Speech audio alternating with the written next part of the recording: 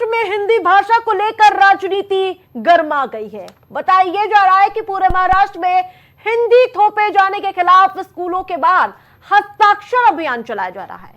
और जो आपको बताती कि मनसे के कार्यकर्ता हिंदी थोपे जाने के खिलाफ अभिभावकों के पास पत्र लेकर पहुंच रहे हैं और उन्हें हस्ताक्षर ले रहे हैं। इसी के बीच मुख्यमंत्री देवेंद्र फडणवीस ने राज्य में 3 भाषा फॉर्मूले की समीक्षा के लिए एक महत्वपूर्ण बैठक बुला ली है। राज ठाकरे का कहना है कि राज्य में केवल 2 भाषा नीति होनी चाहिए, मराठी और अंग्रेजी भाषा छात्रों के लिए पर्याप्त है।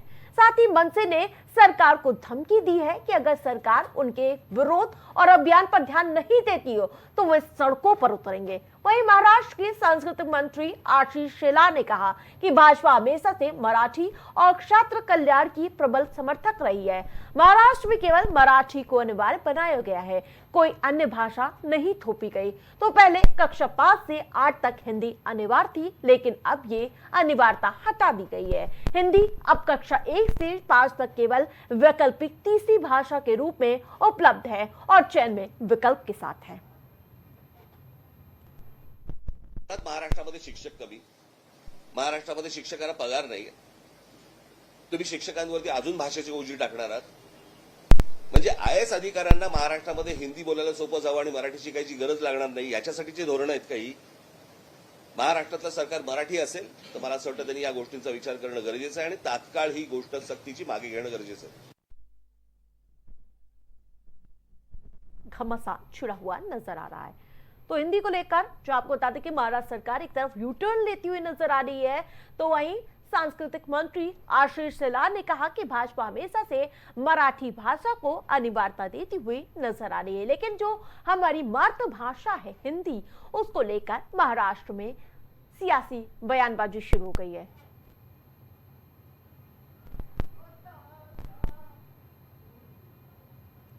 सीधा रुख करेंगे संवाददाता उवैस का, हमारे साथ जुड़ चुके हैं।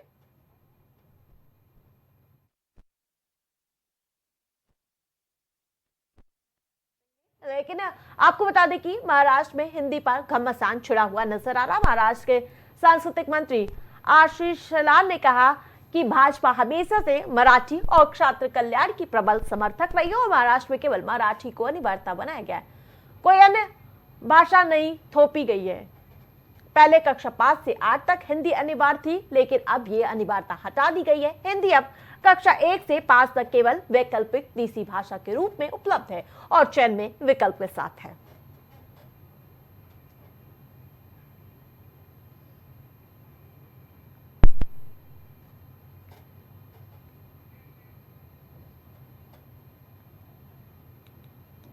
तो आपको बता दें कि लगातार महाराष्ट्र में हिंदी पर घमासान छिड़ा हुआ नजर आ रहा, लेकिन सरकार ने यू टर्न ले लिया है।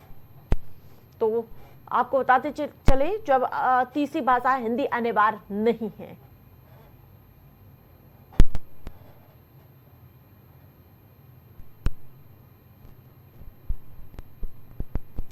तो हमारे साथ कांग्रेस पार्टी से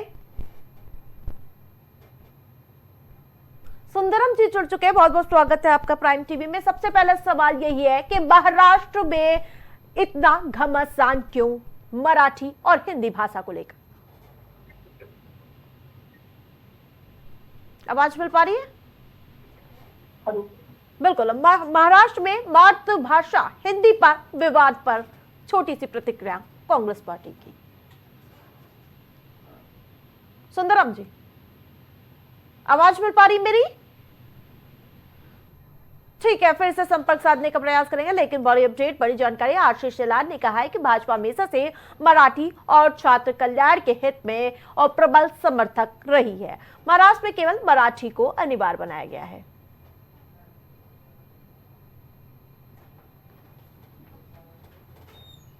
तो एक बार फिर से आपको बयान सुनाते हैं मनसे प्रमुख ठाकरे का। महाराष्ट्रामध्ये शिक्षक कमी, महाराष्ट्रामध्ये शिक्षकांना पगार नाही, तुम्ही शिक्षकांवरती अजून भाषेची ओझी टाकणार आहात।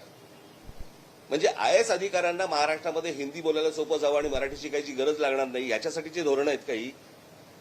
महाराष्ट्रातलं सरकार मराठी असेल तर मला असं वाटतं त्यांनी या गोष्टींचा विचार करणं गरजेचं आहे आणि तात्काळ ही गोष्ट सक्तीची मागे घेणं गरजेचं आहे।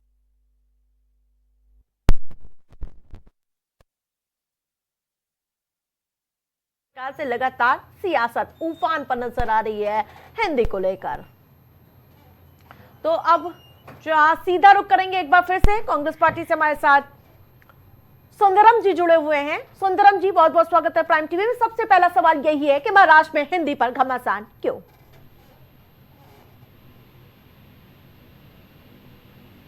सुंदरम जी, आवाज आ पा रही है मेरी? ठीक है, संपर्क टूट गया। ठीक है, आवाज आ रही है। हाँ सुंदरम जी, ठीक है, संपर्क टूट गया है। ठीक है, सबसे बड़ी बात यही है कि आखिरकार